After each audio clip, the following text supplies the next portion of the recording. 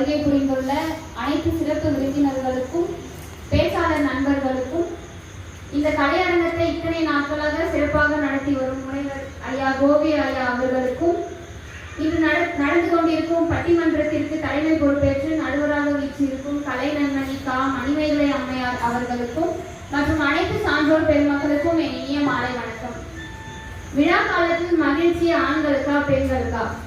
இந்த பட்டிமன்றம் தொடங்கும் போது நடுவரம்மா சொன்ன மாதிரி ஆண்களுக்கு திண்டாட்டம் பெண்களுக்கு கொண்டாட்டம், இதுதான் இறுதி தீர்ப்பா வரும்ன்ற நம்பிக்கையோட என்னோட உரையை முன்வைக்கிறேன். பொதுவா மகிழ்ச்சியை 2 விதமா பிரிக்கலாங்க. ஒண்ணு, நம்ம மனதளவுல மகிழ்ச்சியா நடக்கிறதுக்கு ஏதாவது ஒரு நிகழ்வு நடக்கிறது. இன்னொன்னு, நம்ம மகிழ்ச்சியா இருக்கிறதுக்கு எந்த ஒரு நிகழ்வுலாம் தேவையில்ல, ஒரு நாள ஒரு மனுஷனால எந்த ஒரு மனக்கவலை சிக்கல் தலை சுமை இதெல்லாம் இல்லாம கடக்க முடியும் என்று சொன்னால் அதுவும் மகிழ்ச்சி தானுங்க. இந்த விதத்துல பார்க்கும்போது விழா காலத்துல அதீத தலை சுமை மனக்கவலை சிக்கல் இதெல்லாம் இல்லாம இருக்கிறது பெண்கள் தான் அப்படின்றது நிதர்சனமான உண்மை. இல்ல பெண்களுக்கு தான் விழா காலத்துல நிறைய வேலை இருக்கு, வீட்டுக்கு விருந்தாளிகள்லாம் வருவாங்க, அந்த வேலையை செய்யணும், இதை பண்ணணும், அதை பார்க்கணும் அப்படின்ற கருத்தெல்லாம் நிறைய இருக்கும்.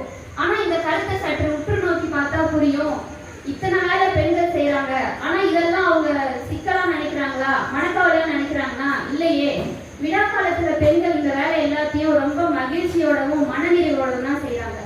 இதுக்கு ஒரு சின்ன எடுத்துக்காட்டை சொல்லணும்னா, விழா காலம் இல்லாதப்போ பெண்கள் வீட்டுல வேலை செஞ்சுட்டு இருப்பாங்க, நம்ம அம்மா எல்லாம் வேலை செய்வாங்க.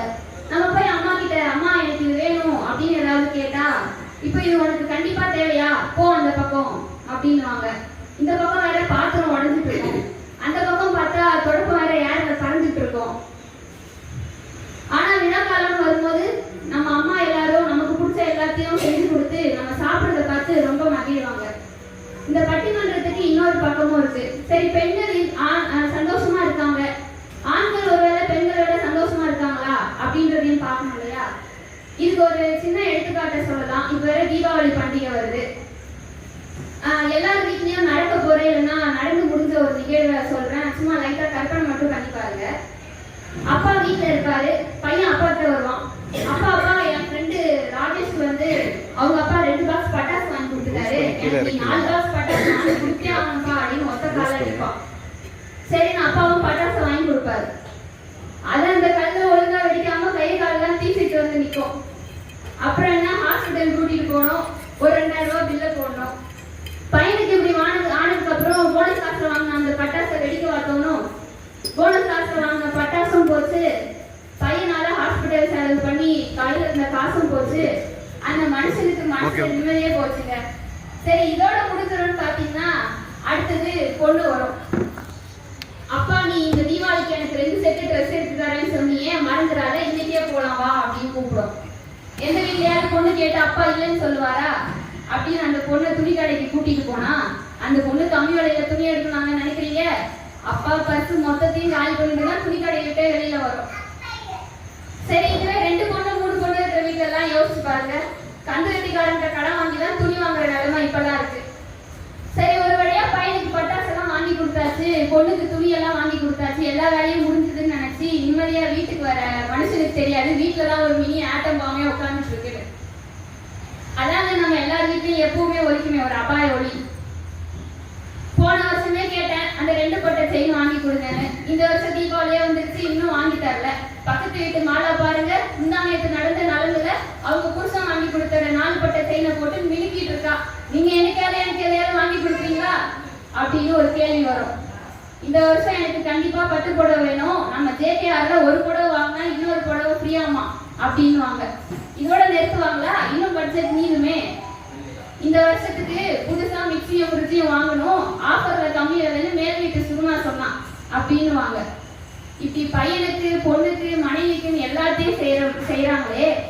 நம்ம அப்பா கிழிஞ்ச சட்டை போட்டிருக்காரு அப்படின்னு பையனும் நினைக்க மாட்டான், நம்ம கணவருக்கு ஒரு நல்ல துணி வாங்கி கொடுக்கணும்னு அந்த மனைவியும் நினைக்க மாட்டாங்க, அதை அந்த ஆணும் எதிர்பார்க்க மாட்டாரு.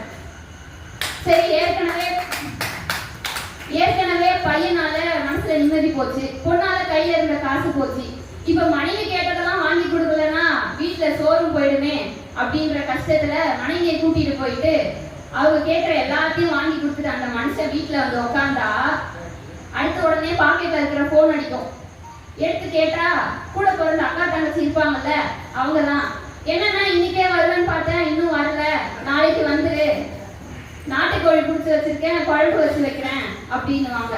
சரி, கூட பிறந்த பொறுப்பாச்சே, சீர்வரிசை கொடுக்காம இருக்க முடியுமா அப்படின்னு கடனை உடனே வாங்கி பழம், பூ, ஸ்வீட்டு இப்படி எல்லாத்தையும் வாங்கிட்டு போய் சீர்வரிசை கொடுத்துட்டு வந்து அந்த மனுஷன் வீட்டுல உட்காந்து இந்த ப்ரெஷர் எல்லாம் இறக்கி வைக்கிறதுக்குள்ள இந்த தீபாவளி போய் அடுத்த கார்த்திகை தீபமே வந்துருமே, அப்புறம் எங்க மகிழ்ச்சியா இருக்கிறது?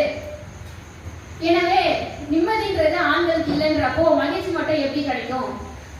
அப்போ விழா காலத்துல மகிழ்ச்சின்றது ஆண்களோட டிக்ஷனரியில இருந்தே எடுக்கப்பட்ட ஒரு வார்த்தை ஆயிடுச்சு அப்படின்றத நடுவில் எடுத்துக்கணும் அப்படின்னு சரி, ஆண்களுக்கு மகிழ்ச்சி இல்லைன்னு தெரிஞ்சிச்சு, பெண்கள் மகிழ்ச்சியா இருக்க என்னெல்லாம் நடக்குது அப்படின்றத பார்க்கணும். என்னோட கருத்தா நான் முதல்ல நினைக்கிறது, திருமணமாகி புகுந்த வீட்டுக்கு போற பெண்களுக்கு பிறந்த வீட்டுல இருந்து வர சீர்வரிசை.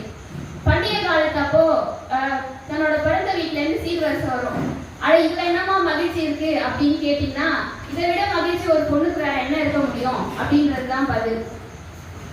நிறைய வீட்டுல பொண்ணுகிட்ட நிறைய மனக்கசப்பு இருக்கிறதுனால தன்னோட பொண்ணுகிட்ட பேசாத அப்பா, அண்ணன், தம்பி இப்படி எல்லாரும் தன்னோட உரிமையை விட்டு கொடுக்க கூடாதுன்ற காரணத்துக்காக சீர்வரிசை எடுத்துட்டு போவாங்க. அப்ப அந்த பெண்ணுக்கு இருக்கிற மகிழ்ச்சி இருக்கே, தன்னோட அக்கத்து வீட்டுக்காரங்க, பக்கத்து வீட்டுக்காரங்க, மாமனார், மாமியார் இப்படி எல்லார்கிட்டயும் இன்னைக்கு என் அப்பா வராராமா, இன்னைக்கு என் அண்ணன் வராங்களாமா அப்படின்னு ரொம்ப மகிழ்ச்சியோடவும் பூரிப்போடவும் சொல்லுவாங்க. இதோட அந்த பெண்ணோட மகிழ்ச்சி முடியுதான்னு கேட்டா இல்ல. அப்படி வரவங்களுக்கு விருந்து சமைச்சு போட்டு அதை சாப்பிட்டு அடடா நல்லா இருக்கேமா, நீ எப்ப இப்படிலாம் சமைக்க கத்துக்கிட்ட அப்படின்னு சொல்லி அவங்க மனசு திருப்தியா சாப்பிடுறத பார்க்கும்போது அவ்வளவுதாங்க, இதான் மகிழ்ச்சி அப்படின்ற ஒரு நிலைமை இருக்கும்போது இதை விட மகிழ்ச்சி இன்னொன்னும் இருக்கு. இந்த நவீன காலத்துல படிப்பின் காரணமாகவும் வேலையின் காரணமாகவும் குடும்பம் ஒன்னா இருக்கிறதே இல்லை. 4 திசையில பிரிஞ்சு கிடக்குறாங்க. அப்படி கிடக்கிறவங்களாம் ஒன்னா கூடுறது எப்போ? இந்த விழா காலத்திலையும் பண்டிகை காலத்திலையும் தானே. அப்படி ஒன்னா கூடுறப்போ ஹாஸ்டல்ல இருந்து வந்த பையனோ பொண்ணோ அம்மா சமைச்சு போடுற சாப்பாடை சாப்பிட்டு, அம்மா சாப்பாடு ரொம்ப ருசியா இருக்குமா, என் ஹாஸ்டல்ல சாம்பார் போட சொன்னா ரசத்தை ஊத்துறானுங்க, ரசத்தை போட சொன்னா தண்ணியில வேற உப்பை கலந்து கொடுக்குறானுங்க, ஆனா இன்னைக்குதாம்மா நான் ரொம்ப திருப்தியா சாப்பிட்டு இருக்கேன் அப்படின்னு சொல்லிட்டு தன்னோட பையனோ பொண்ணோ ருசிச்சு சாப்பாடு சாப்பிடுறத பார்க்கும்போது அந்த பெண்ணோட கண்ணுல ஆனந்த கண்ணீரோட ஒரு மகிழ்ச்சி வருமே. இதுக்கு ஈடு என்ன வேற என்னங்க இருக்க முடியும்? இதுதான் ஒரு அரிய பொக்கிஷம் விழா காலத்துல மட்டுமே ரொம்ப ரொம்ப அதிகமா கிடைக்குது அப்படின்ற கருத்தை